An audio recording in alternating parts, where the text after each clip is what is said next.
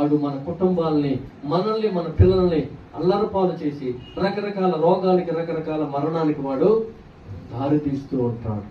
వాడు కలహాలు సృష్టిస్తూ ఉంటాడు, విభేదాలు సృష్టిస్తూ ఉంటాడు, అల్లరి సృష్టిస్తూ ఉంటాడు. భార్య భర్తల మధ్య సమాధానం లేకుండా, కుటుంబాల్లో సమాధానం లేకుండా, తల్లిదండ్రుల మధ్య, పిల్లల మధ్య సమాధానం లేకుండా, గ్రామంలో సమాధానం లేకుండా, అలాగే మన రక్త సంబంధుల మధ్య సమాధానం లేకుండా, మన చిన్న పిల్లలు మన మీద వ్యతిరేకంగా తిరిగే వ్యతిరేకంగా మాట్లాడే మాటల ద్వారా వాడు ఏం చేస్తూ ఉంటాడంటే మన కుటుంబాల్లో అల్లరి పుట్టిస్తూ ఉంటాడు. ప్రేమైన దగ్గర ఒక కుటుంబంలో అల్లరి చెలరేగుతూ ఉంటుందంటే అపవాదిగాడు ఆ భార్య భర్తల మధ్య సమాధానం లేక చేస్తున్నాడు.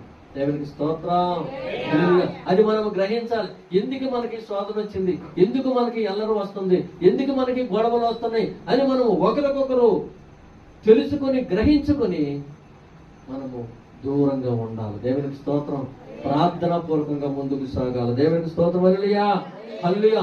అందుకని ప్రతి ఉదయం ముందు, ప్రతి సాయంకాలం ముందు రోదన చేసే స్త్రీలులాగా మీరు ఉండాలి. రోదన చేయాలి. దేని కొరకు రోదన చేయాలంటే మీ పిల్లల కొరకు, మీ చంటి పిల్లల కొరకు, మీ యవ్వనస్తుల కొరకు మనము ప్రార్థన చేసిన వారుగా ఉండాలి.